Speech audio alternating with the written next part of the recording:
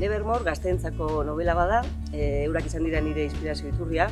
Pertsonalki, interes handixarekin jarraitu izan ditut klimaren aldeko mobilizazioak, eta benetan emozionantea izan zen munduko kale guztiak gazte ikaslez beteta ikustia etorkizun hobeago baten bila, ezta? Nobelak apur bat daneti dauka, abentura, sentimenduak, borroka, ametsak. Nik nolabait gure izan dute espiritu hori, borrokarako grina hori liburu honetan erreflejatzea.